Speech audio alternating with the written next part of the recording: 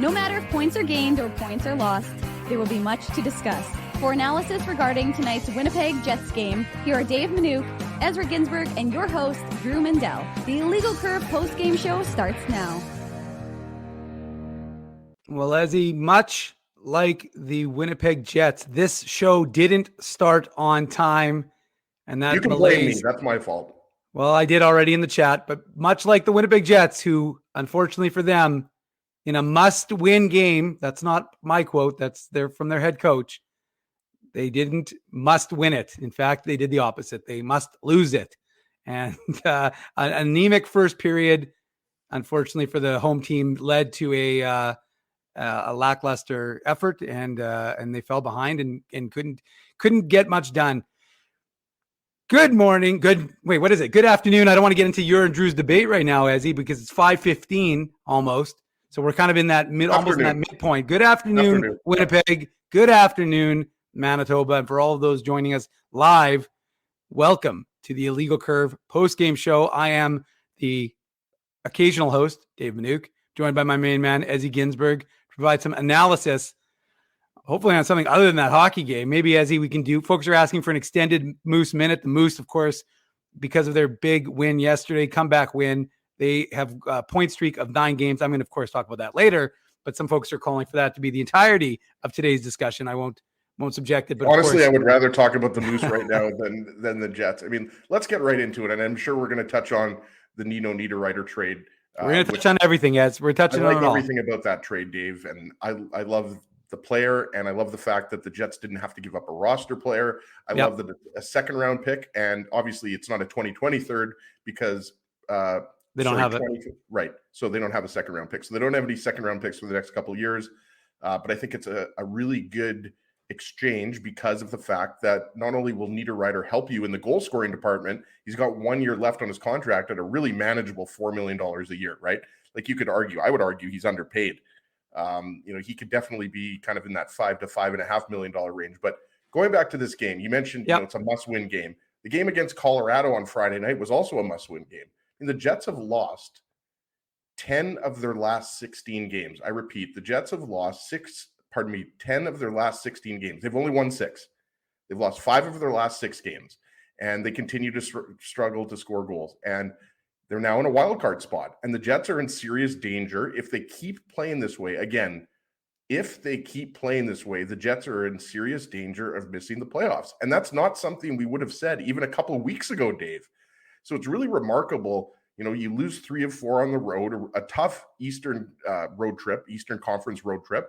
And then you come back and Colorado and the Islanders aren't going to be easy, but it's unacceptable at this point in the season to lose 5 of 6. And we'll get into it here, but that first period again, it seems like it's the Achilles heel of this team. And yes, the Jets had a much better second period and they were generating more offense. But that first period put them in a position, Dave, that they were chasing the entire game. So I mean, it's really unfortunate. And it's one thing if we were talking about how, the Jets they lost by a goal and, Varlamov played really well. The Jets played really well. They just, they couldn't get, the extra point or the couple points, but the Islanders were the better team, plain and simple. And at this point they need points and, Colorado, they're not going anywhere, right? Minnesota is not going anywhere. Dallas has been struggling as we talked about on yesterday morning show. But this is a team right now that they're having trouble with the fundamentals of hockey. And they also, where's the passion? Like, where's the heart and soul of this team, Dave? Like at times, like even when they pulled the goalie there with, 4 minutes left or 5 minutes left, whatever it was. I mean, just where's the energy and the passion on this team? Like they're in serious trouble here. And yes, Nino Niederreiter is going to help. And there's a good chance that he's going to play Tuesday night against LA. But Nino Niederreiter is not going to fix all of the issues the Jets currently have. No, and we'll talk more about that acquisition that took place yesterday afternoon, a little bit later in the show, Ezzy. But, I mean, there's no explaining that effort from this Winnipeg Jets club. I mean, Pierre-Luc Dubois tried to get some juice going in the second period with a pretty good tilt, trying to, wake up his team. But I mean, and he had some scoring chances too. PLD, he had the deflection. He had a shot right from the slot area, right? Like he had some scoring chances, Dave, in the fight, right? But no, it's not. It's. I mean, you're searching for moral victories right now. Well, and just to quickly, I'll touch on Nino Niederreiter for one more second, but it was funny because I did say, like, guys, what is going on? Why is this team like allergic to shooting the puck? Like it's enough already. Like you've got Nikolai Ehlers, Kyle Connor, Mark Scheifele, 3 world-class guys when they have the puck on their stick. And it's like right now. And again, another thing, starting the third period, they've missed the net 15 times in this game in the first 40 minutes. 15 misses, 15 opportunities to create a rebound. It's just embarrassing. It's just bad. And again, I don't know the stat in terms of where they are in terms of the league. Well, it looks like we've lost Ezzy for a second, or he's thinking. There we go. He's back.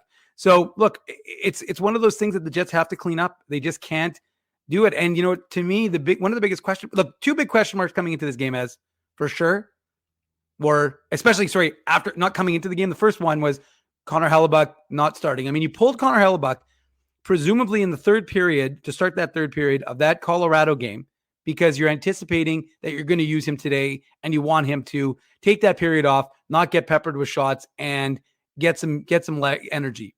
And instead of doing that, what ends up happening? You end up not using Connor Hellebuyck, your number one goalie in a must-win game. You use David Rittich. And again, I'm not blaming David Rittich on this one, because Rittich has been good. Hold on, we got Big Daddy coming in through this screen. We're going to remove him from this one as a little different view for you, but that's okay. We'll make it work.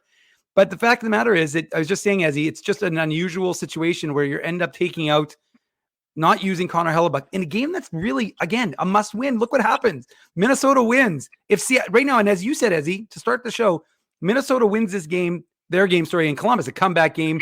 Kirill Kaprizov had a natural hat trick, I believe. But the fact is, you've got a situation where they came back, won the game, pushed into second place, pushed the Jets into the first wildcard spot. And if Seattle wins tonight, Seattle is now leapfrogging Winnipeg, and now you're in the second wildcard spot. So in a game where you absolutely needed to win, not using your number one goaltender, when you pulled him out of the game in the third period of that game on Friday, is to me, it doesn't make a lot of sense. I know a lot of our colleagues in the press box were discussing that when the game began, why it would be David Rittich over Connor Hellebuyck. And again, the goaltenders, unlike, except for Linus Ullmark, as you tweeted out on Friday, they generally don't score. So you can't blame it all on, especially when the Jets aren't scoring goals, you can't blame it all on goaltending.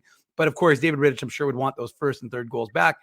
But to me, that was once that game was about to start, that was a big question mark for me. What did you kind of take away from that situation? Yeah, I was obviously surprised that Connor Hellebuyck didn't get the start, and they went with David Rittich, who, did some admirable work in mop-up duty against the Avalanche, right? But, I mean, this is a must-win game. And so it's easy, it's low-hanging fruit, right, to say that, Rittich was bad on the first goal and even the third goal, even though Brock Nelson, I mentioned this during the All-Star Skills competition when he won the accuracy, Dave. He's been a criminally underrated player basically his entire career. And so this guy's a sniper. So it's the first goal to me that's the I guess the weaker goal, if you want to call it that, right? The Bo Horvat goal. But you can't really do much about it at this point. The game's over. Rick Bowness decided to go with David Rittich, right? And it's not a decision that I think a lot of people agree with. But he went with Rittich, and we expect obviously Hellebuyck. I think everyone would be shocked if it isn't Hellebuyck on Tuesday night versus the Kings. Then you obviously expect there's a good chance that Rittich plays one of those games against Edmonton, but not necessarily, because Hellebuyck just played a couple of back-to-back games in New York, right? But yeah, the first goal, if you want to get into that right now, Dave, it's a good play by Bo Horvat, who's obviously, only been an Islander for a few weeks now, and he's having a career year in the goal-scoring department. But, I mean, he takes that puck in his own zone, skates it up the ice. And then was it Ehlers or was it Morrissey? I forget who was back. I don't have it up on my screen here. For some reason, my MacBook, as you know, Dave, keeps cutting off for absolutely no reason. But I'd have to pull it up. But whoever the Jet was defending, Horvat kind of uses him as a screen. It was Morrissey, I think. Yeah, it was Morrissey. So there you go. So it was still the shot, though, that David Rittich has to stop. What was that, 30 feet out? Something like that? At least. It was a long shot. Yeah. And Horvat's a sniper, but that's the type of shot that you have to make. A save that you have to make. So again, Riddick wasn't great tonight, but Riddick also wasn't the reason why the Jets lost. Like, point to whatever you want to point to. The shots were, I think, 10-1 in the first period, 12-1. 12-1 in the first period. Yeah. And then halfway through, the Jets only had 5 or 6 shots on net, right? So, I mean, the second period was better, but I mean, it's pretty easy to be better when you were god awful in the first period, right? So yes, David Riddick, 2 of those 3 goals were weak, Dave, especially the Horvat goal. But there's a lot of guys on this team that just have to be better, right? Like we talked about, Pierre-Luc Dubois was arguably the Jets' best forward. Kyle Connor, I mean, when the Jets had their power plays, he was ripping the puck. He was getting open, creating space for himself. Mm-hmm. Like Connor's game, Morrissey was good. But there were just too many players. Ehlers was good. Yeah, Ehlers was good, but there just wasn't enough players on the Jets who had an impact on this game. And last time I checked, you don't win a lot of games when you don't score any goals. So when you factor everything in here, Dave, the Jets had lost their previous 2 games, 4 of their last 5. Sunday afternoon game, a must-win game. You knew, that the Avalanche are rolling. You didn't want to fall into a wild card spot, and that's exactly where the Jets are now. So just overall disappointing effort. Everything about this game was just awful, including Ezzy going too quickly for me to be able to even get in our intro, our because of course this game recap is brought to you by our friends at Betway, because they are one of the most trusted voices in sports betting, both in Canada and all around the world. Betway is the sports betting app that puts you, the customer, at the forefront. With a large selection of betting options and sports, as well as strong promotions and fair odds, what are you waiting for? Head on over to Betway and bet your way. You must be 19 years or older to play. Ezzy, always play responsibly. So, as Ez just said, so the Jets now find themselves, I mean, remember, there's an opportunity there, right? Just 7 minutes into the game, just a little bit more, whatever. And it's been a nothing game. You're being outshot. I think it was 4-0 or something like that. And then all of a sudden, as you just said, as Bo Horvat scores on a goal, really, David Riddick needs to stop, and you found yourself down. But the problem is, teams do this all the time. The Moose, and again, I don't want to make too much Moose reference, but like the fact of the matter is the Moose, I was talking about it with Nolan Baumgartner, the assistant coach, because he talked about how they had addressed the fact that they were giving up the first goal in games. They were still winning, but they were giving up the first goal, and how they were still reacting the right way. And that's the one thing with this Moose club that I've seen that I don't see with the Jets, is that when they give up a goal, like, sure, it sucks to give up a shorthanded goal that really your goaltender should have saved, but where is the pushback? Like, you have all these guys who want you to believe that they're elite. Kyle Connor, elite, in a lot of ways, I'm not talking about defensively, but offensively, a lot of these guys, Mark Scheifele, Pierre-Luc Dubois, Nikolai Ehlers, all of these guys can score. And it's not about, like, again, hockey's less than basketball in that it's more of a team game. So one guy can't really necessarily, except if your name's Connor McDavid, put the team on your back. But like, nobody rose to the occasion, right? Because it wasn't as if somehow they scored, you got punched, okay, bad goal by the goaltender, but you're gonna come in waves. You didn't do that. Instead, what ended up happening was the Islanders were the team that came out in waves. The Islanders were the team that continued to push towards your net. And again, you end that first 20 minutes being outshot 12-1 in a game that your coach, I mean, nobody's forcing Rick Bowness to tell the media, hey, these are must-win games. You got to tell the media this is a must-win game.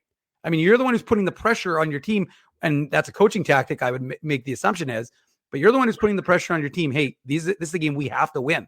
Okay, but it's not about, and again, you don't always have to win a game. Sometimes you just have to win a period. And they didn't win that first period, which was probably after getting embarrassed by Colorado and really disappointing the fan base who are sitting there. And as you said, booing, not necessarily Connor Hellebuck, but booing when he made the save and booing the team. You had an opportunity to kind of, again, what do we always talk about as changing the narrative? And instead, you don't flip the script and you have it. And again, don't get me wrong. The Islanders are a desperate team. The Islanders are in a dogfight right now for the playoffs. So they are desperate. You know what they played like, Ezzy, for the first period at least? A team that is desperate to make and get 2 points. Well, and the Islanders have been the team that's been chasing a playoff spot for them. Like, they're in a playoff spot now, but for the most part, they've been chasing a playoff spot, right? So they've been playing desperate hockey for a few months now. And, just going back to this goal here, I finally got my computer back and running, so I might be able to, switch through the old school way, Dave. But, just watching this again, like, you've got Scheifele out there, you've got Connor out there, 3 guys low, and then, again, Bo Horvat picks up the puck, and it's a 1-on-2 situation. And again, like top of the circle shot, not even at the top of the circle, 3 or 4 feet from the top of the circle. And we talked about Morrissey was the defenseman back. Like nothing wrong with the way Morrissey played this, but like, again, too lackadaisical. Like there's just too much.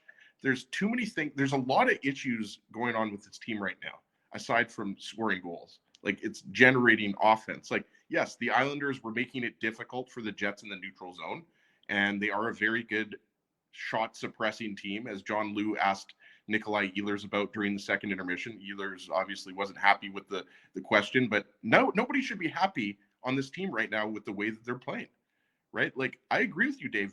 Putting up one shot in the first period in a game that you have to win on a Sunday afternoon, like people paid hard-earned money to watch this, and it's unacceptable. And the Jets really have to dig deep here, and they should have already dug deep, like going back to the Colorado game, but they're really going to have to find a way to beat a good Kings team, by the way, and get this going on the right track, because again, the Jets are in danger of missing the playoffs. I'm not saying they are going to miss the playoffs. I'm just saying that when you're in a wild card spot, and yes, you know, the Jets don't have to worry about too many teams. It's really Calgary is the one team that's going to surpass them, because, you know, Nashville's out of it. St. Louis is out of it. You talked about, you know, Nito Niederreiter. You don't make that trade if you believe that you're still going to make the playoffs, right? So, yeah, I mean, it's embarrassing. You only put up one shot, and David Rittich just has to make that save. In a game in which your team is not playing very well, you got to make that save. Yeah, and again, so the Jets find themselves down 1-0 after 20 minutes, crowd not happy. The only thing I will say is there's one positive, and again, I was joking on Twitter saying that if folks go back to the Iraq war, when the Iraqi information minister used to come up and be like, everything's great. Meanwhile, everything's, you know, in flames behind him, but everything's fine. And I'd be like, that he'd be the only person to be able to try and find positives in this hockey game. There was one positive that I think merits mention, because I thought she was exceptional. The anthem singer. Yeah, she was. I didn't catch her name, but whoever that young person was, how old am I? I feel like I'm Mindell in his 70s. We're definitely old. But anyways, I want to give her credit, because she was exceptional. She did a real good job. I think she was 14 years old and singing both national anthems in front of, you know, over close to 14,000 people. So that was Reg Dunlop saying Baghdad Bob. There we go. There we got the name. But the fact is that she did a great job. All the kids did a great job. I thought in the first intermission, actually, as we head to the second period, as first intermission, got to give Josh Morrissey credit, because nobody wants to do that walk-off interview and talk and credit Josh Morrissey, because like literally last game there was no walk-off interview. Yeah, that's right. And this game, 44 is the only guy who steps up. That's why you put the C on his chest, as I've been saying for a long time. But anyways, the point is he's the only guy who stepped up and did a good job, talking to and again, another next generation reporter. And so I thought that was a classy move by Josh Morrissey. But we're not here to give the Jets credit for the off-ice stuff. We're here to analyze the on-ice stuff. That's why we're doing the Betway game recap here, Ezzy. And getting into the second period, 4 minutes, 22 seconds in, shot from the point, Alexander Romanov, big blast. And you know what was curious about this, and I don't know if the Jets are allowed to do this, but the Islanders did a good job. They had guys in front of the net. They had guys screening David Rittich, taking away his eyes. And it was amazing, because just quickly before we get into the goal, it was interesting to me how when you watched the Islanders, they boxed out the Jets beautifully for the most part. They really did. They had 3 guys. They had a little triangle. They didn't allow anybody to get in front of Varlamov. Remember, it's not as if the Islanders started Sorokinez, right? They started their backup as well. And yet they managed to protect the net in a way that I didn't think the Jets did. And as a result, Jets found themselves down 2-0, 4:22 into the second period.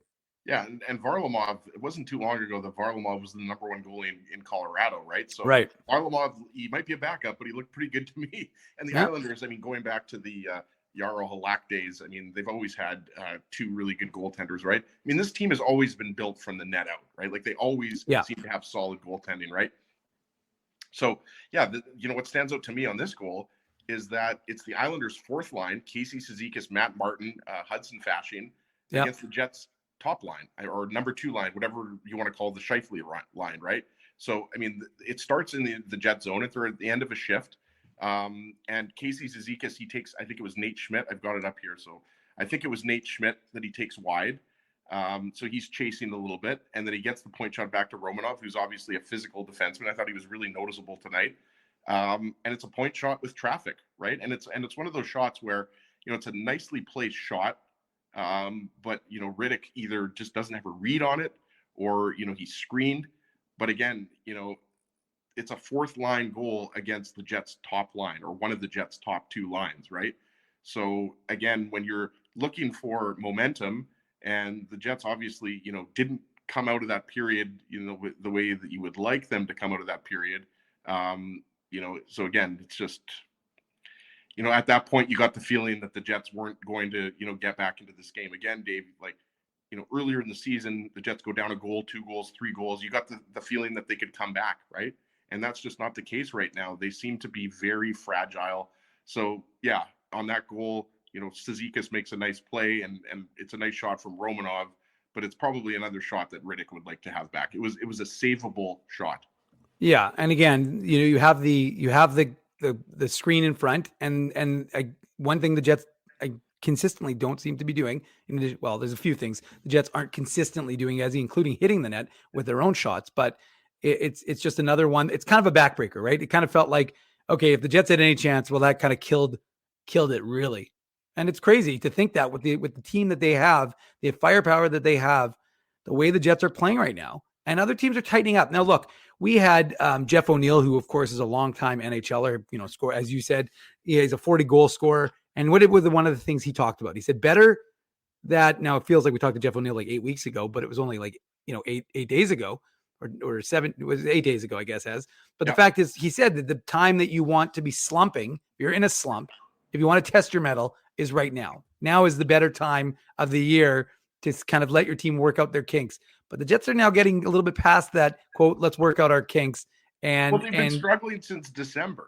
That's right. Like, they've been a 500 team for close to 30 games now. Yeah. Well, right? I mean, again, but they've lost 10 of their last 16. Like, this is not just a little mini slump. No, absolutely not. I mean, again, this is a team that is gonna backdoor their way into the playoffs, as opposed to the 17-18 team, right? And that's what we've talked about a lot, is that there's a lot of 18-19 here as opposed to 17-18. And again, 17-18 was a year Jets fans will long celebrate, but 18-19 not so much. So look, I mean, and you made the point earlier in the show, and I thought it was a good one, because I was thinking of it too.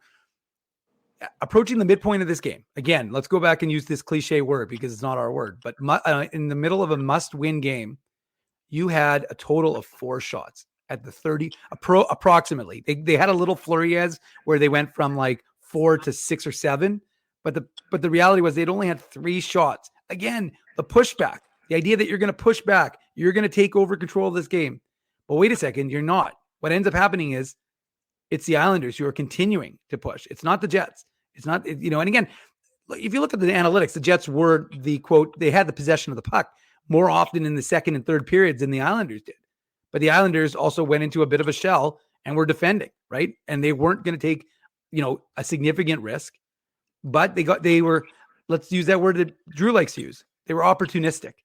And speaking of opportunistic, that's exactly how you could describe Brock Nelson on the third goal. Again, one I think that David Rich would like to have back, because he's, crossing, in the Jets zone, fires it on net, and suddenly now the Jets find themselves down 3-0, and at 3-0 as, I think my tweet from the Illegal Curve account was, and here come the pretzels, because you knew that at that point it was over.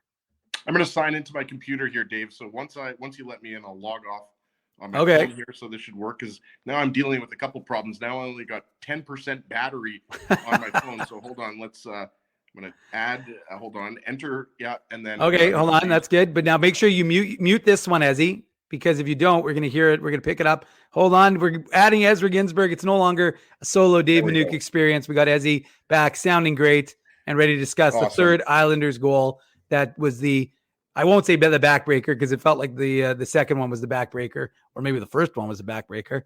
But the third one, you knew, Ezzy, at that point it was done. Yeah, I would say that the third one was the backbreaker, even though we kind of talked about it, right? The Romanov goal, kind of, put this game out of reach a little bit, the way the Islanders play defensively. So yeah, this goal, again, we kind of debated it, before we got into the recap. I think it's tough, Dave, when you have a goaltender who's going left to right, and then you have Nelson coming across, right? So it's, to me, it's a skilled goal. Like, that's a goal scorer's goal. Like 100%. Nelson 100%. Brad Marchand scored it last night against the Canucks. I happened to be watching a bit of that game. It's a beautiful, you're right. It's absolutely, it's a skilled goal. I'm just thinking that, Rittich, I agree. It is a skilled goal though, for sure. You can have a skilled goal, but also have a situation where a goalie has to stop it, right? Like, yeah. I mean, look at how many saves Connor Hellebuck made against the Rangers that you probably would say that he shouldn't have made, right? So, again, Brock Nelson makes a really nice play, pokes it away from Brendan Dillon. And what I like here, and this is an opportunity for me to talk about Zach Parise again, because as you know, Dave, Zach Parise is one of my favorite players of all time. A chip off of the old block of his dad, JP Parise, who I believe also played for Islanders, if I'm not mistaken. I know he played for the North Stars. Maybe somebody in the chat can help me out. JP Parise, for everybody who, didn't watch the 72 Summit Series, he's the guy who famously went up to the referee and fake swung his stick at the referee. So I grew up loving JP. Anyways, Zach Parise is one of my favorite players. But 4 years for the Islanders. Pardon me? 3 or 4 years for the Islanders. There you go. And North Stars too. Yeah, just trying to help you out. Yeah. Did he play he played most of his career for the North Stars. I thought it was those two. I want to say like 8 years for the North Stars. Yeah. So yeah, like, this is a nice play because he sacrifices. It's Neil Pionk. Sorry, Dylan and Pionk is obviously the Jets D pair, and Pionk goes in, and I remember seeing that. And I was like, oh, nice, Pionk stepping up with a nice hit there. And so Parise sacrifices for Brock Nelson there, and obviously, we just kind of mentioned it. Brock Nelson. It's Brendan Dillon who's defending against Nelson, and Dillon's a good defender, but he kind of cuts in, and it's like a toe drag into the center of the ice, and just a really nice shot blocker side. So again, like, I don't know what to say here. Like, you could say that, it wasn't the best defending from Dillon, but Brock Nelson's a world-class player. He was an all-star, right? We talked about it. He won the accuracy, shooting contest, and he's not a guy that, you'll see in a lot of commercials, and he's not talked about as one of the top 10 players. I'll take Brock Nelson on my team. Look at his stats over his career. He's Mr. Consistent, right? Like, he seems to always have, 50 points or something like that, right? So it's a nice shot, but again, it's the killer. And in a game in which the Jets just weren't generating a lot of offense, you didn't get the feeling that, the Jets were going to come back from that. No, I think you're absolutely right, Ezzy. And I think it's a backbreaker because the fans know, right? It's not like, again, for all people want to say about Winnipeg, this is an educated fan base, generally speaking, especially the Illegal Curve audience. Thank you, by the way, for everybody for joining us. This is the Illegal Curve post-game show. I'm your host, Dave Manouk. I'm in the host chair, I should say, because I'm not your host, but I'm in the host chair. Dave Manouk. That's Ezzy Ginsberg. We're discussing the Jets' 4-0 loss. I hope I didn't ruin it while I'm doing the Betway game recap here, because we were only at the 3-0 point, but discussing the 4-0 loss by the Jets to the Islanders. So we want to thank everyone for spending your Sunday evening, Ezzy, 5:40. So your Sunday evening with us. Even if you're upset with the Jets. I'll accept that. 5:30 is the beginning of the evening. Yeah. Sure. So if you're upset with the Jets, but look, Ezzy and I generally don't do post-game shows where the sunlight is still streaming into the house. That's a very unusual, March is a little bit unusual. But anyway, let's just let's thank everyone for joining us, spending your Sunday with us. And remember, smash that like button, folks. Like us on Facebook. I've sent so many likes to people. Like me. I just want to be liked. So please just go on our Facebook, Illegal Curve. Give us a like and then share that content. That helps a little site called illegalcurve.com with all the latest Jets, Moose, Ice news. Someone in the chat I saw messaged us saying that the Ice were up 2-1, going for their 10th straight win. So the Ice, they're doing well, as the WHL team of Winnipeg. The AHL team of Winnipeg, the Manitoba Moose, they have points in 9 straight. They're 1 point back of second place right now of the Milwaukee Admirals, the team and that only just 3 swept. points back of first, right? And only 3 points back of first, I believe, when they were playing the Texas Stars, although I think Texas was in action. So I didn't check to see the latest because, of course, there's only so much we can do. And apparently Brass Bananas is saying there's a big curling game up tonight. I'm not up to date with what's going on with the curling. Carrie Anderson versus Jennifer Jones, I believe.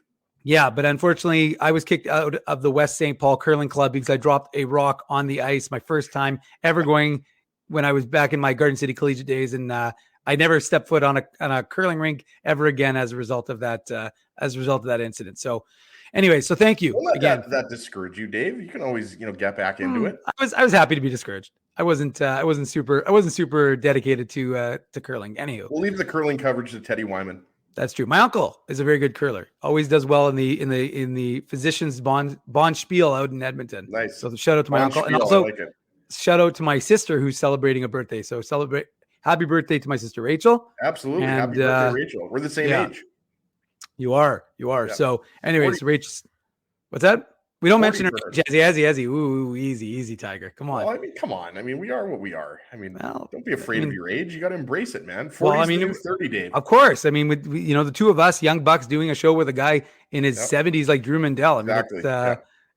We do a service, but it also helps us with our tax benefits. We could write Drew off as Drew was alive for the 1919 general strike.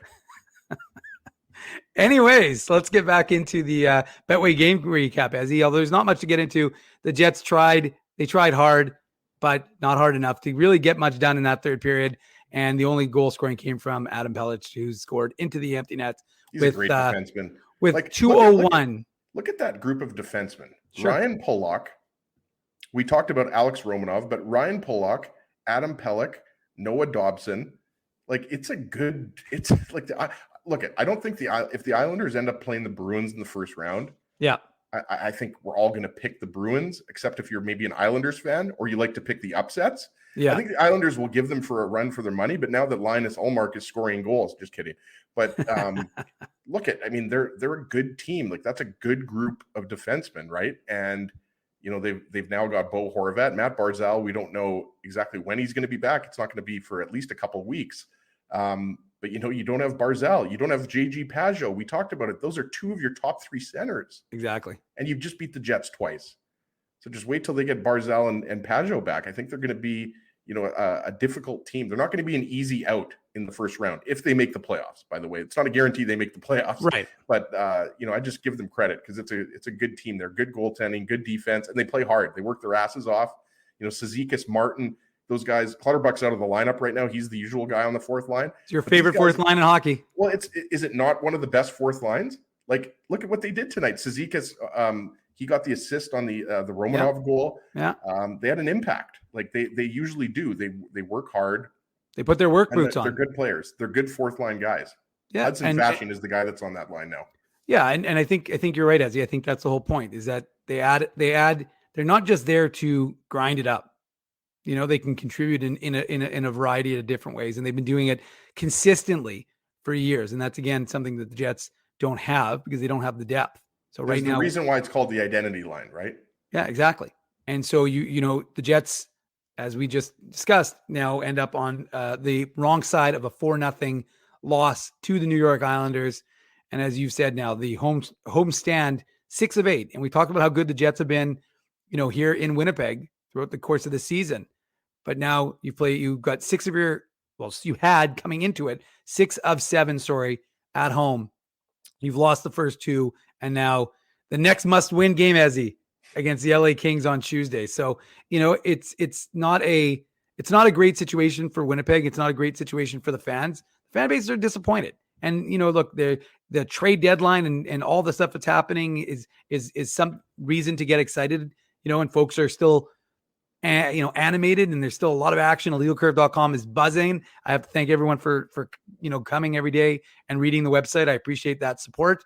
Make sure you support our sponsors while you're down there. We always appreciate that. Chevy couldn't have finalized that trade a few hours earlier, right? When did that trade happen? Around 3 p.m? It was the second period of the Moose game, and I was just I'm all of a sudden me and Connor are just sitting there and just looking at each other in the press box. I'm like, better get on it. Kyle Connor. No. I can't pronounce Connor's last name. I should have asked him how you pronounce his last name, but I don't want to butcher it. So I'll ask him the next Moose game, which is this coming Friday, and then maybe I'll be able to pronounce it properly. Connor from the Hockey Writers, right? Connor from the Hockey Writers. That's right. Harabchak? Connor Harabchak? You don't have to mute yourself there, Dave. I was gonna respond to your message and say yes if you'd like to go. Maybe Connor's watching, or he'll send us a message how to pronounce his name. But I think it's safe to say it's Harabchak. Yeah, that seems about right. Right. It does.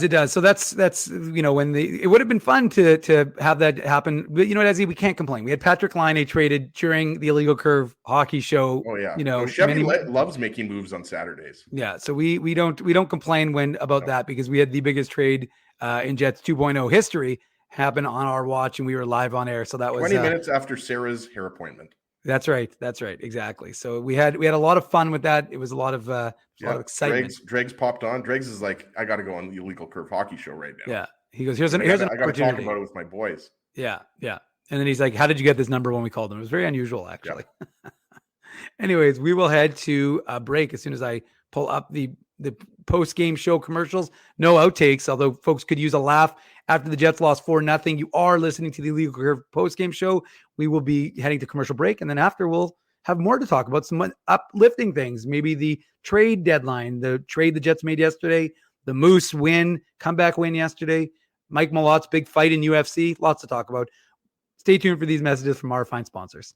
Jerry Seinfeld, Chris Rock, Jon Stewart, Dennis Miller, Brad Garrett, the biggest acts and all the up-and-comers. They've all made their mark at Rumors Comedy Club, North America's longest-running independent comedy club. Rumors has kept Winnipeg laughing for over 25 years. When was the last time you laughed out loud? Make it a great night out with friends, or book your office or birthday party, even a fundraising event at Rumors. Get all the details and dates on upcoming shows at rumorscomedyclub.com. He winds up. Oh, looks like Ezzy took that one right in the choppers. A blistering fast puck hurts like HE double hockey sticks. That's why I let the pros at Linden Market Dental Center turn my yow into wow. Get your brilliant smile back with state-of-the-art restorative and cosmetic dentistry from real pros. And remember, always wear a mouth guard. Now that's solid on ice advice. Learn more at lindenmarketdentalcenter.com. Creating smiles for life. Whoa, Ezzy, everything okay? You look stressed. Of course I'm stressed. We're moving, the house is upside down, the kids failed miserably at packing the fine china, and my life is in chaos. Chaos! Yes, that does sound like a problem. What am I going to do? Ezzy, relax. Rolly's Transfer Moving and Storage is the answer. With 60 years of experience in moving Manitobans and a track record of exemplary customer service, one call to Rolly's and your stress is gone. No job is too big or too small. Just visit Rollies.com and they will take it from there. Thanks, Dave, and thank you, Rolly's Transfer Moving and Storage, online at Rollies.com. Dave, my man, why are you in the car already? It's hours until game time. Drew, it's because I'm stressed out right now, driving around downtown Winnipeg, looking for a parking spot, and I'm not finding one. I've lost Ginsburg. I don't even know where that guy is right now. Dave, haven't I taught you anything? Do what I do. Pre-book your entire month's worth of game day parking with the Grid Park app. It's super easy to use and saves me both time and stress. Well, Drew, I'm not independently wealthy like you are. So I'm sorry that I don't have millions of dollars to pre-book my parking month in advance. What's that going to cost you? $25? How about $5? Come on, $5? No way. $5. I'm not telling you a lie. And our listeners can get a free park with the new special promo code Illegal Curve. Guess what? There's more. There's more, Drew. You're lying to me. What more could there be? Grid Park now has underground parking, so my car can stay warm during the game. So wait a second. All the driving around I do, looking for parking, minus 40. You're telling me I could be toasty warm in a car after the hockey game? That's exactly what I'm telling you. Underground parking. Just download the Grid Park app. That's GRYD Park and use the code Illegal Curve. All one word. You'll park for free your first time. Hi, it's Drew from Illegal Curve here. Selling your home can be stressful, but it wasn't for me. Thanks to my friends at Zappia Group Realty, they made the process so easy. My home sold within 48 hours and with multiple offers. Zappia Group Realty took care of everything with their exquisite customer service and attention to detail. If you want to sell your home for more in less time, get started by talking to Frank and Mauro Zappia of Zappia Group Realty. Online at zappiagroup.com. For 3 generations and over 80 years, Tough Duck has been making apparel that works and plays as hard as the people who wear it. From jackets to work boots and everything in between, Tough Duck's clothing can handle the harshest environments, even the Illegal Curve hockey show. Work to live, Live to play. Visit toughduck.com. Welcome back to the Illegal Curve postgame show. I am in the host chair, Dave Manouk. He is my main man, Ezzy Ginsberg, and we were discussing, Ezzy, the 4-0 loss by the Jets to the New York Islanders, a loss that has dropped the Jets out of second spot in the Central Division into the first wild card spot. And we'll, of course, have folks watching the Seattle Kraken, who are playing the Toronto Maple Leafs at home tonight, because if Seattle wins tonight, they'll pop the Jets into the second wild card spot, which is obviously, Ezzy, not a place they want to be. Just before we get going on some other things, some comments from Rick Bowness after the game. What did he say? He said, didn't seem, courtesy of our friend Scott Billick, said Rick Bowness didn't seem confident with some of the answers he was giving to reporters after the game, almost as if he was shying away from being too critical now. That says something. That's from Scotty Billick. There was something about Connor Hellebuck, about being booed, but no, hold on. Never mind. Anyways, the point is, as the conversation coming out of Jetsland, as former Jets coach, Claude Noel used to say, Ezzy, there's not a lot of joy in Joyland. And that, I think, seems appropriate for how things are going right now with the Winnipeg Jets. I would agree with that. Yeah. Yeah. And so I think they're going to have to, talk about, anything else. But right now, of course, our attention turns to the trades and what's happening, because we are 5 days away from the trade deadline. And of course, there's a big trade today. The New Jersey Devils, long rumored to be your New Jersey Devils, Ezra, long rumored to be the front runners for Timo Meier, were in fact the winners of the Timo Meier sweepstakes. Apparently the Carolina Hurricanes were told last night that they were out by the San Jose Sharks, and it was down to Vegas and New Jersey. So New Jersey took him, ended up winning the sweepstakes. All I saw so far was that it was, did you hear what the full trade was? Well, I was honestly thinking Dawson Mercer might be a part of it. He's the pride of Newfoundland, 2020 first rounder. He's having a great season, 19 goals. Yeah. So I thought Dawson Mercer might be involved. But honestly, Dave, I haven't seen. I saw Pierre LeBrun's tweet, and I haven't seen the return yet. Well, no, and I don't think anybody has. All I heard was that there was a little bit of retention for the Sharks on the salary. Obviously, the Devils probably want to do a little. There's no extension, apparently, and no extension in place. Right? That's true. Yeah, so maybe not Mercer, because I know Devils fans were losing their mind at the thought of losing him. But anyways, let's focus on the Jets, because of course the Jets focused show, and the Jets did make a trade. Nino Niederreiter came through. Elliot Friedman broke that news yesterday afternoon, and it was ironic that I'm sitting there in Canada Life watching the Moose and Admirals play, because of course the trade was done between Winnipeg and Nashville. Their two farm clubs were playing. So as the second period ended and the second period ended, you're thinking, is there going to be a piece? Is someone going to come off of the roster, Ezzy? And people are joking. Are they going to switch, take the Moose jersey off and put on an Admirals jersey? We know that's obviously not possible, but there was some thought that maybe a player off the Moose could end up going to flying home with Milwaukee. But of course we find out the return was just a second round pick, which seems like an excellent, thing for Kevin Cheveldayoff and his group to only give up a second for a talented player like Nino Niederreiter. So, what were your thoughts when you heard the news about this big trade for Winnipeg? Well, first off, when I heard it, I was thinking, I wish that trade would have been made, as I mentioned earlier, when we were on air from 9 a.m. to 11:05. But I love the player, right? Like, if you actually go back, I don't know if you remember this or people watching, if you go back to the summer, he was one of the guys that I was hoping the Jets would sign, Nino Niederreiter. The other guy was Mason Marchment, as you know, Dave. Marchment, obviously, it's terrible news with his dad, but his dad was an excellent defenseman for the Jets and other teams. And Mason Marchment, his son, is now a really good player. So Marchment and Niederreiter were two guys that I had circled that I was hoping the Jets could acquire. And it turns out that, Chevy is a guy that, probably wanted to sign Niederreiter in the offseason. Let's get into the return first. I think the return is amazing. Not a roster player, only a second round pick, and it's a 2024 second round pick, which obviously isn't going to be as deep of a draft as this year's draft. So I think, David Poile, didn't get enough in return for his asset, right? Considering that Niederreiter's got 1 year left at a very manageable $4 million a year. So I love what Chevy gave up, because I don't think it was that much for a guy who, can score 20 plus goals, right? He's done that 5 or 6 times. So Love the acquisition because he makes your top six better. We all know the Jets are struggling to score goals. Niederreiter scores goals. He's an efficient player. He's a shooter. Doesn't like to pass. He likes to play with guys that set him up. So I'm not sure if Niederreiter is going to play on the Pierre-Luc Dubois line, Dave, or if he's going to end up playing on the Scheifele line. That's obviously for Rick Bowness and Scott Arniel to figure out, right? And, the rest of the coaching staff. But yeah, it's a really good move. And, I think, a lot of Jets fans saw that move and, they were pretty happy with it, pleasantly surprised. As we talked about on yesterday morning show, I personally didn't think that Timo Meier was realistic for the Jets just because the Devils and the Hurricanes, as Pierre LeBrun confirmed, were the front runners, right? So, Niederreiter, he's kind of Timo Meier light, if you think about it, right? Yeah, yeah.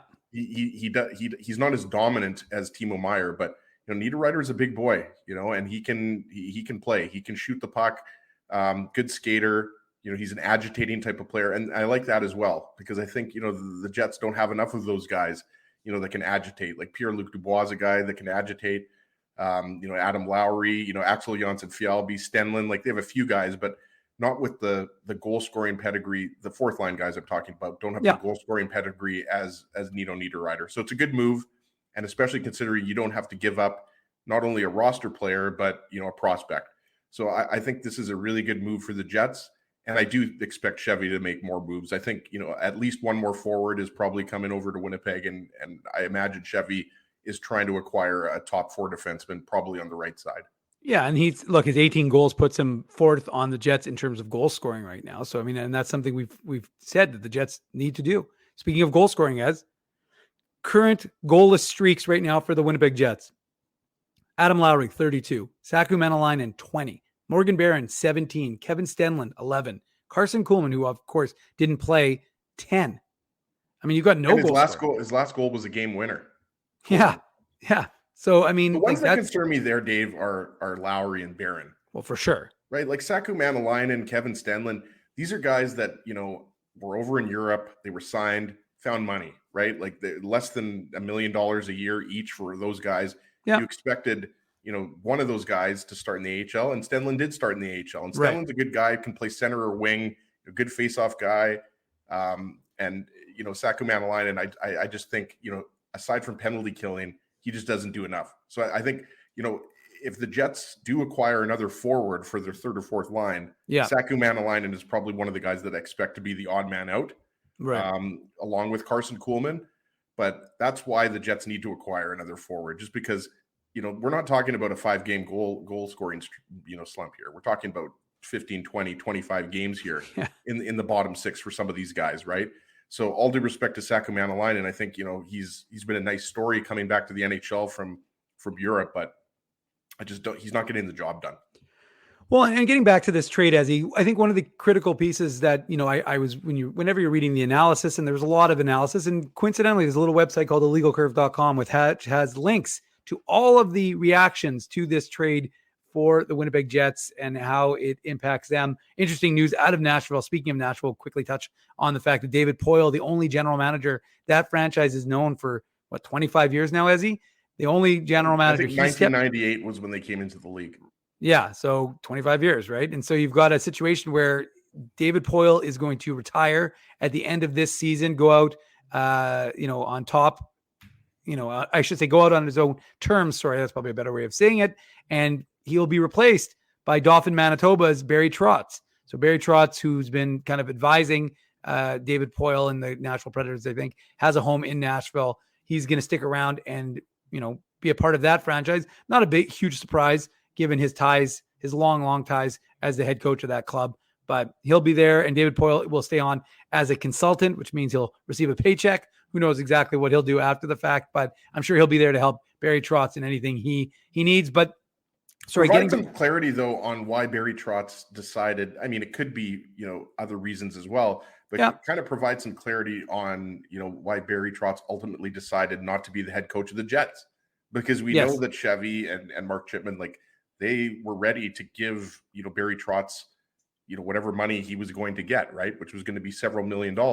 So this makes a little bit of sense, because you have to think that, this decision for David Poile to step back as general manager, they didn't just come up with this a week ago. Right. Oh no, right? for like sure. This is something they've been talking about for months, if not a year or two, right? So Yeah. unfortunate that it means that, Barry Trotz isn't going to be the head coach of the Jets at some point, but luckily, Rick Bowness is here for the foreseeable future, right? So it's hard to believe though, Dave, that this news wasn't bigger, around here just because of, the trade and, how poorly the Jets have been playing and, Timo Meyer being traded to New Jersey, right? Like, this is a huge bomb coming out of Nashville. So a little bit surprising, but I think more surprising considering that he just made a trade with Chevy, right? Like he just traded Nino Niederreiter for a second round pick. So you can make it all the jokes you want, but Poile, when you talk about the greatest GMs of the last, would we say 25 to 30 years, Poile is right up there. He's always had this team in the playoffs. They won the President's Trophy that year that the Jets beat them in the second round, and Poile's a class act. We had him on a couple times in the TSN 1290 days. So he's a class act and a guy that has done such a good job with that Nashville team since they came into the league. Well, he did the Jets a solid by only requiring a second rounder in 2024. Of course, the Jets didn't have their 2023 second rounder that was sent to, I believe, Washington as part of the Brendan Dillon trade. So the Jets, again, don't give up any players from the Jets, from the Moose. Or a prospect. They only have to give up a futures prospect, but not one that's currently in the organization. And as one of the things that Nino Niederreiter does, and that's what I was going to get to before I segued myself to talking about Barry Trotz and David Poile. But I thought, what is one of the things he does? He shoots. Drives the net as well. Drives the nets and shoots. And what is one of the things the Jets are absolutely desperate to have right now? And look, I understand people are saying one player isn't going to fix the Jets. Fine. I would agree help, with you. That's the thing. It'll help. It'll improve their top six, especially with Perfetti out of the lineup. That's right. And what he'll do is he's big, he's an agitator, and he will shoot. And it's funny because I don't remember who did it. I was looking for it earlier today, but someone was like likes, shooting, dislikes, passing, or something like that. And I thought to myself, well, he's perfect for this team because everybody on this team wants to pass. But he really is a pure shooter, right? Like in contrast to, guys that we talk about a lot here in Winnipeg, Kyle Connor, Nick Ehlers, like not like that type of player. He is a guy that likes to shoot first. Not to say that he never passes. That's not what we're saying here. But no, of course not. He is a pure sniper for sure. And again, just to think about what that can bring that to the mix, right? And the Jets need goal scoring. So, I think this is the only move that Kevin Cheveldayoff and his group are making. No, but you have to give them credit when they do. We can pillory them when they don't do something, or if we disagree with the decision that they make. But at the same time, when they this was a bit of an off the board. Unless Kevin Cheveldayoff happened to be listening to you in the summer, Ezzy, and that's why he went with the way he went. But the fact is that Nino Niederreiter wasn't someone that was on the trade list. It's very Paul Stastny-esque in terms of the acquisition, because it was like an off the board. I read this stuff every day. He's going to have the same impact as Stastny. I'm not suggesting he will.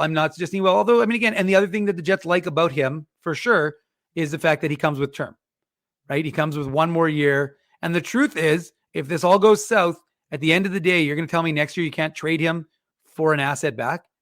If this doesn't work out for the Winnipeg Jets next season, then you can always trade him, right? I think he's a guy that you're going to want to keep around, but your point is I'm not suggesting other way. You can actually move him, but I think he's a guy, that you'll want to keep and possibly sign, right? He's 30 years old, right? Like, so he's got a lot of good hockey left in him.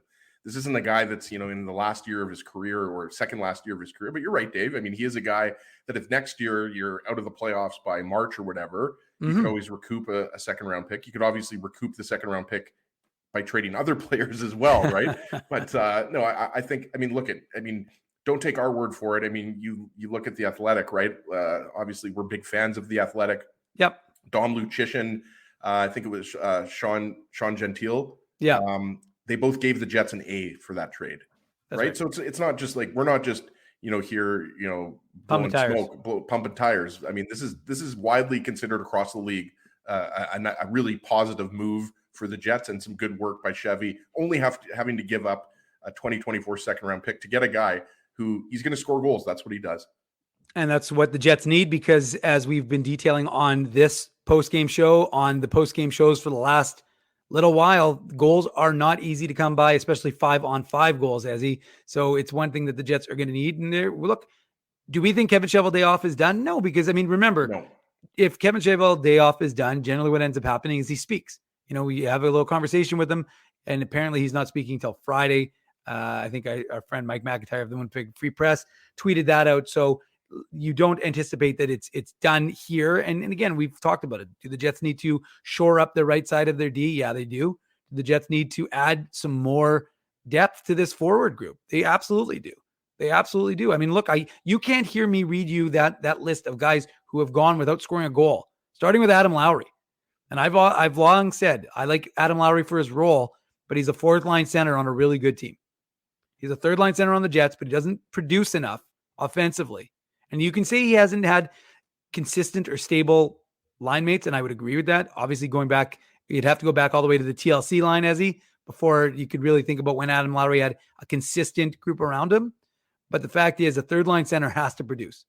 And you just, when you haven't scored in offensively, obviously, is what that's what, of course. Because Lowry's great defensively and good on the penalty kill. But yeah, you're right, Dave. And you documented it, right? You talked about Mamalainen's not scoring right now. Stenlund's not scoring now. Barron, Lowry.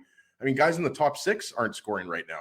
It's not like Blake Wheeler is exactly lighting the lamp on a regular basis, right? So, the Jets need an infusion of some more talent, and I think Chevy is going to give them that. I wouldn't be surprised if he acquires 2 more forwards and a defenseman. I really think that Chevy is going to make several more moves, not just one. Well, let us know in the chat what kind of moves you think the Jets should be making, and the chat's fired up. We got a nice little bounce back as when I tweeted out that we were talking trades. We got a lot of people back in the conversation, and that's what we always love here on the Illegal Curve postgame show or the Illegal Curve hockey show, is when folks join us and you guys are part of the conversation. Although I think I just saw some interesting breaking news, but the chat is flowing right now, so I missed it. But I think Bailey just said, the intern, hopefully she had it. Bailey, speaking of Bailey. Oh, and it was Bailey saying, hold on, let's get it up there. Predators are scratching Tanner Jeannot for trade-related reasons, Ezzy. Wow, wouldn't he look good with the Winnipeg Jets? And that's just, I mean, I don't know if they're going to trade another guy to the Jets. I mean, we talked about Matthias Ekholm yesterday. I mean, I would love to see Ekholm. We need you to do me another solid. Can you give me one of your guys? Yeah, I mean, it could happen, I guess. So is Barry Trotz making these moves, or is David Poile making these moves? I'm not sure, but Tanner Jeannot's a great player. Was he a runner-up for the Calder or even a finalist? I don't know, but he had a great rookie year last year. Yeah, he's a guy that can, drop the mitts and everything like that, right? So, yeah, Jeannot would be great, but that's what I would expect. I would expect Chevy to go out, and he's probably going to try to get 2 veteran guys that can play in your bottom 6, and preferably both guys that can chip in offensively and have some Stanley Cup playoff experience. That's something we didn't mention. Niederreiter has, I think, 80 games of playoff experience. Mm-hmm. And that's huge, right? You have other guys on the Jets who have playoff experience, but I mean, I like that fact about Nino Niederreiter. With both the Wild and the Predators, he's played. Not the Predators. He hasn't played in the playoffs for the Predators. The Wild. So I like that about him as well. But yeah, Tanner Jeannot. We've gone over players like Nick Schmaltz is another guy. Yeah, I'm not sure if because they've acquired Nino Niederreiter. Nick Schmaltz is out of it, but the Jets do have cap space right now, right, Dave? I'm not sure exactly how many millions, 4 million? I think around 4 million. Yeah, something like that. So, I mean, the Jets do have cap space. James Van Riemsdyk's name is out there. Yeah. We talked about some defensemen. It's hard to know right now if, Jacob Chychrun is a guy that the Jets are in on, or Vladislav Gavrikov. There's some names out there. Luke Shen would be a guy. Don Zappy is going with one of your guys that you've been suggesting for a while. Well, Brock Besser, but again, that would be a top 6 guy. So, Niederreiter, I don't know if, Brock Besser's a right winger, right? So I don't know if Niederreiter. Well, Blake Wheeler moving to the third line alongside Adam Lowry. Sure. Yeah, it's possible. I mean, think about that. Wheeler feeding Lowry and Barron. Maybe now you have a little more offense coming from your third line and your first and second. I mean, to me, that's a lot more balance, right? To give the Jets like a top 9 that can score. And that's what we've talked about for a long time for this Jets club, is it can't be just those top 2 lines and the occasional goal from lines, 2, 3, and 4, because it's just not gonna be sufficient to get things done. And that's why we think more moves are coming, right? And they're not going to just be, Jay Harrison, Lee Stempniak, all due respect to those types of guys, right? Or Jordy Ben, who I think could have had on waivers yesterday that year. Yeah, so I mean, they're going to be significant moves. Again, I don't know. I don't think it's going to be Patrick Kane, and I don't think it's going to be Jacob Chychrun personally, but you never know. Maybe, Chevy is going big game hunting, especially, with another loss here. But we do expect several trades to happen, and the Jets need it. I mean, the Jets are in a big time slump, and they need an infusion of goal scoring talent. Well, we will be on top of any and all trades that happen for the Winnipeg Jets on a little site called illegalcurve.com. And of course, if they happen live on an Illegal Curve postgame show or during the Illegal Curve Hockey Show, well, that would be miraculous if they happened on the Illegal Curve Hockey Show, Ezzy, because that'd be after the trade deadline. So you could make it, but the guy wouldn't be eligible to play in the playoffs. So I'm not sure why you would end up doing it, but you can technically still make trades after the trade deadline. The players are just ineligible to play in the playoffs. But as we just finished. By the way, Matthew Thompson saying Harrison wasn't a trade deadline acquisition, but it was close to the trade deadline, was it not? That was they got Jay Harrison as part of the Andrew Ladd trade, did they not? When they traded, wasn't that part of the close to the trade deadline, or no? Maybe I'm wrong with that. I don't remember. I thought it was honestly, like a week before the trade deadline. I'd have to look it up. But regardless, all I was trying to say is that I think that Chevy's going to acquire someone better than a depth defenseman. Yeah, and again, as you just said, as you were, the Jets are mired in a losing streak. They're not feeling good about themselves. But there is one team in Manitoba, one pro team in Manitoba that feels great about themselves. They really do. You know why? Oh, Matthew Put on Thompson. your antlers. It's time for the Minuk Moose Minute on the Illegal Curve Hockey Show. Sorry, what did Matthew Thompson say? Oh, no, Matthew Thompson was just saying that it was in December when there were a lot of injuries for Jay Harrison. That was probably back in 2015 or something like that, right? So okay. I was wrong, but I was just trying to make a point. But yeah, Matthew Thompson is right. You're right. All right. We appreciate that, Matthew Thompson. But now we're talking. You're right. When you're wrong, you're wrong. Good point by Big. See, Ezzy is always willing to accept responsibility for his words. And let's talk about when you make as many mistakes as I've made in my life, Dave, you have to be prepared to own them. That's fair. The Moose back in action yesterday, continuing their 8-game homestand against their big rivals, the Milwaukee Admirals, who they played 17 times last year, 12 in the regular season, 5 in the playoffs. And they were up against Milwaukee, who they were chasing coming into that game, down 3 points. Both teams were on win streaks going into the previous game when the Moose won. The Moose came out handily in that game, outshooting them at one point, 24-4. It's kind of like today's Jets game, but in reverse. The only changes in the lineup were, unfortunately for T. Konopoli, Tyrell Bauer, who the Jets prospect, 2020 6th rounder, 7th rounder, as I can't remember, but he had a goal in the previous game, but he was out. In came the 2020 2nd rounder, Simon Lundmark, and Oskari Salminen had the net in place of Arvid Holm. Still no Alex Limoges, although I'm told he is a possibility, the Moose leading scorer for next week's concluding series. Tyrell Bauer was a 6th rounder. Yeah, 6th rounder. Okay. He is a possibility for the concluding set against the Chicago Wolves next weekend. The Moose got things started with the military appreciation jerseys, which were paying homage to the 100th anniversary. I saw your tweet. The Moose always nail those specialty jerseys. Yeah. Yeah. And so hold on. I don't want to butcher. There's a 100th anniversary of the HMCS Chippewa. And apparently Mark Morrison, the head coach of the Moose, told the players a little bit of the history there, but the jerseys were incredible. This real nice. We've got them on the Illegal Curve Instagram. Go check it out. Give us a like over there and maybe give us a follow just to ensure that, we got some support for our good guy, Colby Spence, who was taking great pictures today. Not a lot of good pictures for Colby. I always feel bad in these kind of games for him, but he still manages to take some great pictures for us at these Jets games, even the ones where they lose. But ultimately the Moose found themselves, again, similar to what we talked about with the Jets, down 1-0. But the difference with this team is that they tend not to break when they give up a goal. There's no real sag to their game. Top line, Jansen Harkins gets the puck from Jeff Malott. He feathers a pass over to Dominic Tonnato to tie the game 1-1. That was Tonnato's 12th goal of the season. And, just to quickly aside, as I love the people who say, Jansen Harkins couldn't score, blah, blah, blah. Like, again, it's all opportunity, folks, right? If you gave a guy a consistent opportunity, and look at Mikey Eyssimont as an example, what he's doing in San Jose. I'm not saying he's dominating, but Mikey Eysimont's contributing, right? And that's why I said that yesterday, right, Dave? Yeah. Sorry to cut off. This is your Minuk Moose Minute, but no, it's a Minuk Moose. Yesterday, I said, who else would be called up?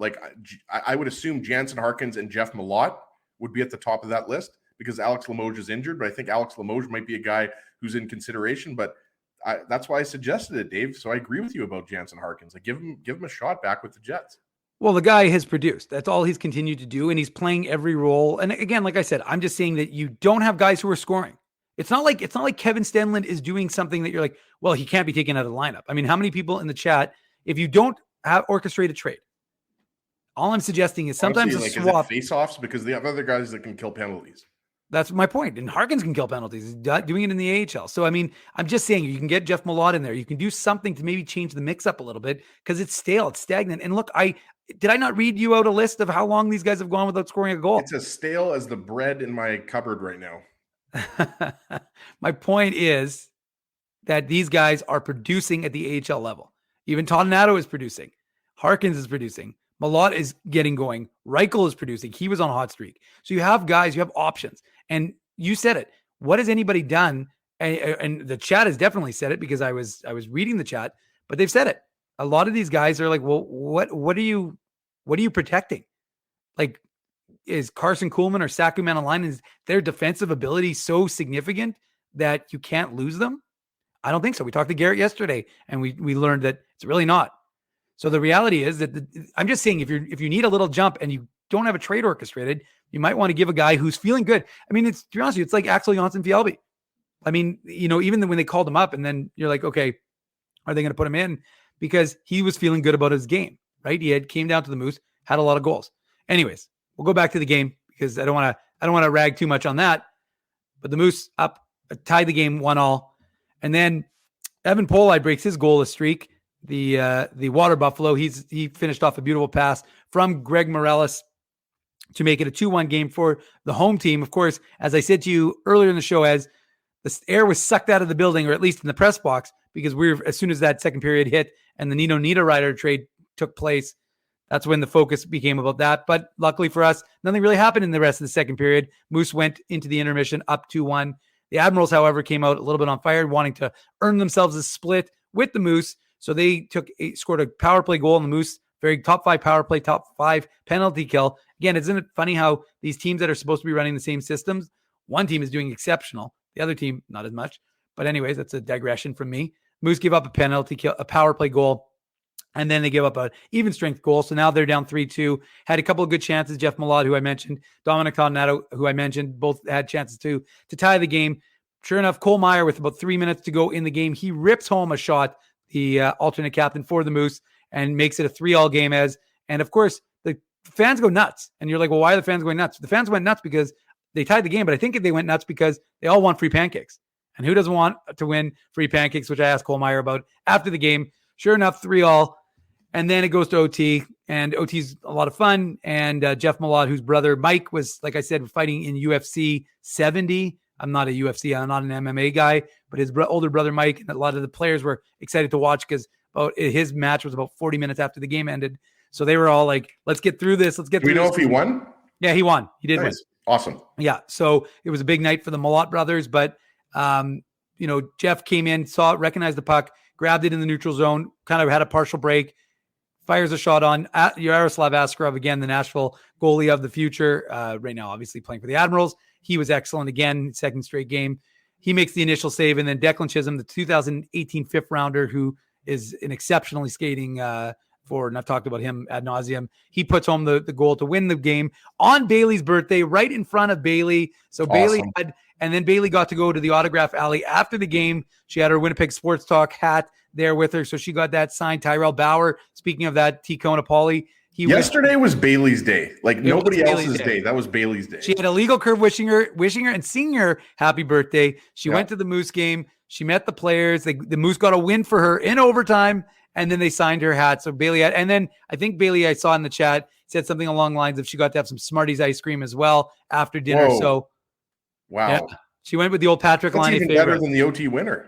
Exactly. So, and she apparently Declan Chisholm is her favorite player. So he ended up with the OT winner of beauty to make it a Moose win. They improved to 29-16-3-3 on the season. It's a 9-game point streak as 7-0-1-1. Wow. They remain in third place. Talk about rolling, eh? Like, wow.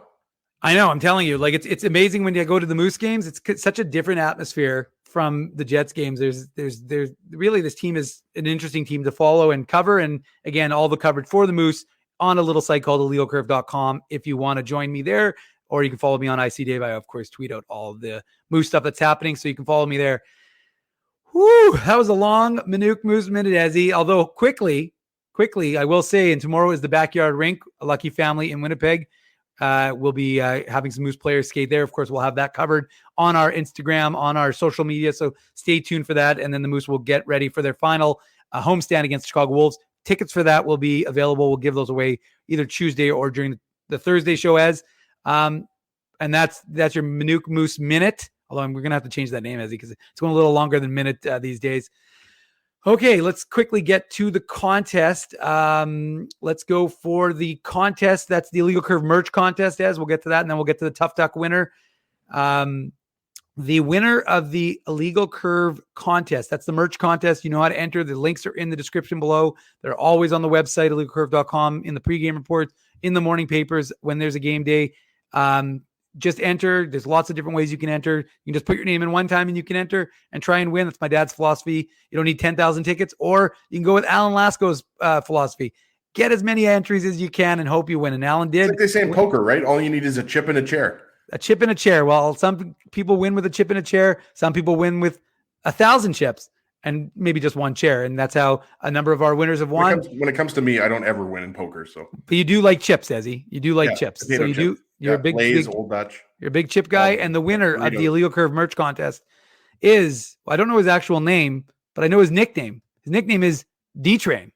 Amazing. So I knew you'd like that. So D-Train is the big winner. Congrats, D-Train. You'll be hearing from me to get you your merch. I am a little behind, although I'm getting caught up. Phyllis, of course, got her gear. Lisa, I don't know if she got her gear yet. A couple other people got their gear this week, so don't worry. Although I was funny because I was telling everyone, don't worry, folks, I'm going to get your gear this week. And then I'm like, oh man, it's trade deadline. There's no chance I'm going to be getting gear. So most likely I'll be getting some gear mailed out. But we'll do what we can, right? We'll do what we can. Thank you, Ezzy. That's a good way of putting it. And whatever we can't get done, we'll get it done the week after when life becomes a little bit normal and I don't have to be sitting there looking at my phone every 2 seconds thinking, what's happening? Let's get the website updated. Now, to win the next Illegal Curve merch contest, you have to enter you don't have to, but a good chance to get some bonus, to get 10 bonus points, Ezzy, is by entering the unique code word. And the unique code word for today's show is El Nino. Because I liked how you said that there's a lot of good jokes with Nino Niederreiter's name. So I thought maybe it's the Def Squad album. There you go. Well, there's a lot of different. I need your full cooperation, your total attention. People who understand hip hop will get that. Who are the three guys in Def Squad, Dave? Oh, I'll give you one. Redman, Method Man, Redman, and no, not Method Man. He's in Wu-Tang. Oh, right. Oh, good point. But you might be confused because Method Man and Redman had an album together. Well, and also because I was tweeting about the movie How High today when the Islanders. By the way, as I realized in our post game recap, we didn't discuss the Islanders disallowed high sticking goal. So maybe should we start the post game recap all over again? Yeah, let's start it again. Obviously, shout out to Matt Prefontaine. I'll just give them to you. Eric Sermon, Keith Murray, and Redman. Eric Sermon was in EPMD. You know how I love my hip hop, so I do. I think I still have that album, to be honest with you. I listened to Tupac a little bit, and I did like Method Man and Redman, but I did more of their movies than their music. I was more of a well, I'm an EDM guy now, but I was more of the alternative back in the day. The big song on that album was Rapper's Delight because Rapper's Delight was a great. Did Rapper's Delight, right? Yeah. And then Def Squad redid it. So. And just to answer, Joe from Winnipeg said, I thought the unique code word generally had to do with the opponent. They generally do, but when something significant happens, we go with we can mix it up here a little bit. And I thought maybe some folks, TH Power, hold on, I can bail you out here. Nino Niederreiter was drafted by the Islanders. That's true. 5th overall in 2010. 3 spots before. Got it, Dave? No. Alexander Burmistrov. Oh, very well done. 2010 draft. Yeah. Yes, there you go.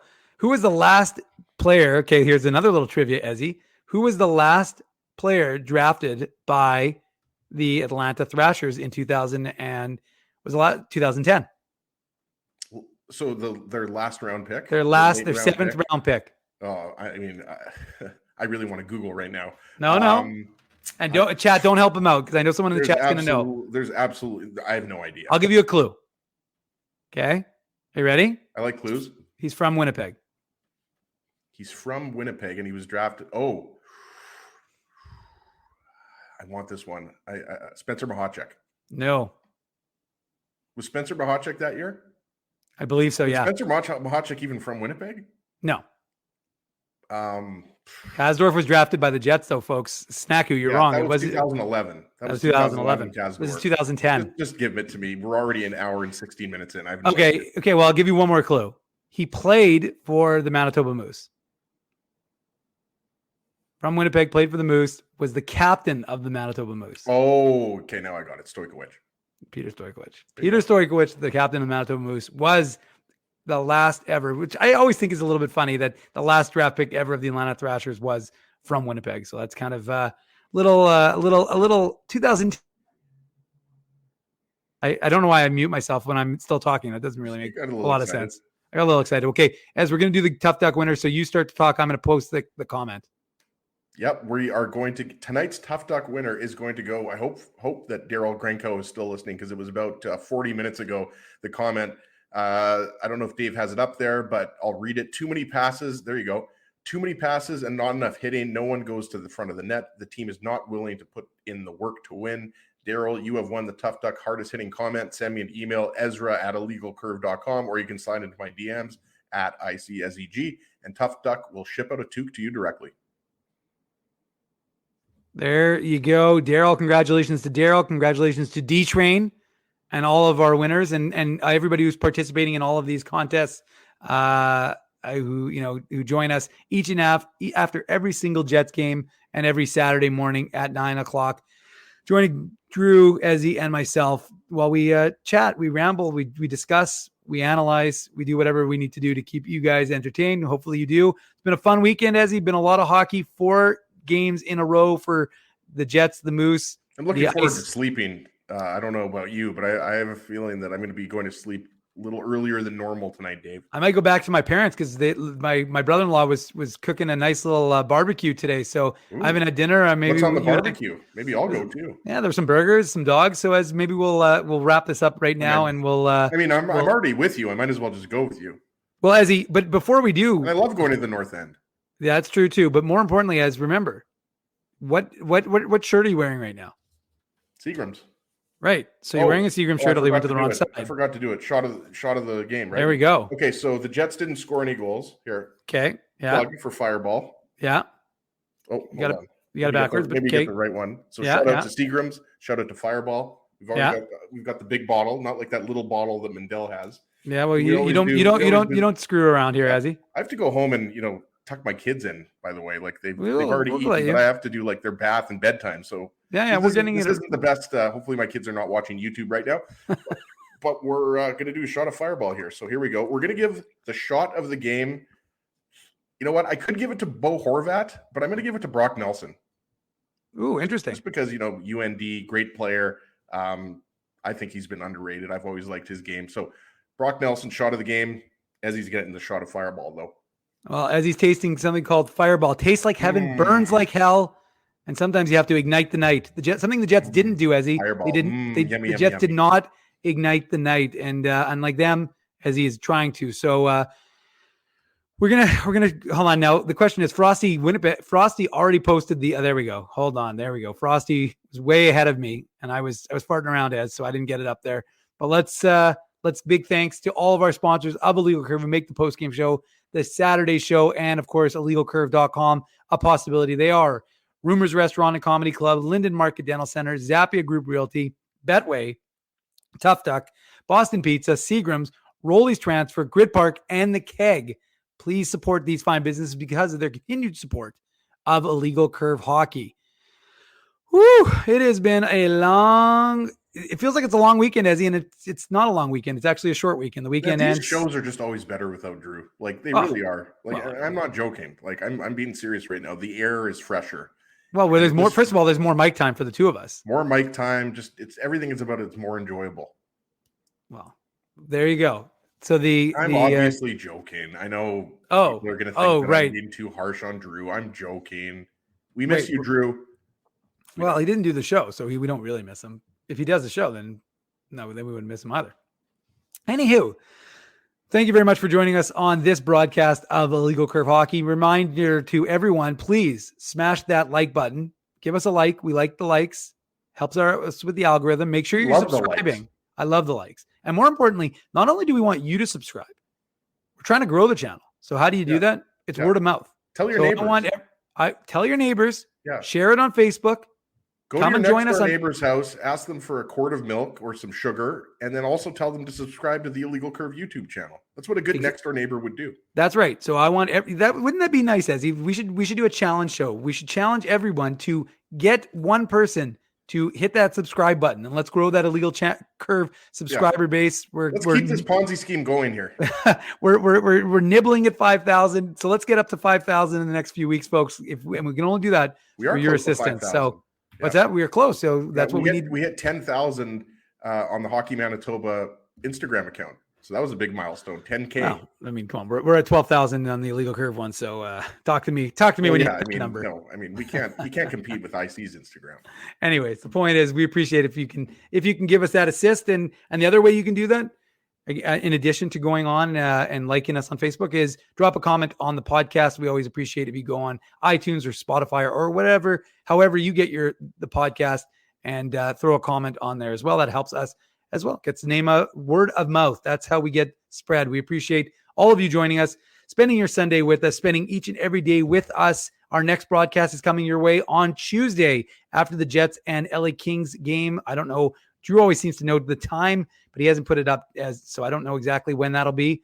But you know what? You won't have to worry for the show. No, well, yeah, he'll be like 8:45 or whatever. Quarter to 10. It's a 7:00 start. I believe. Oh, right. So it'd be 9:45. Yeah, 9:45. I mean, basically, just add 2 hours and 45 minutes. There you go, Drew. That's tougher sometimes though. Like when you have the 2:30 start. Well, even today was a little bit of a quick, and it was quicker. There weren't a lot of whistles, so that's why you know what you do. You go to illegalcurve.com because we will be staying up to date, whether it's a game day or non-game day. Tomorrow, practice day, so there'll be a practice report.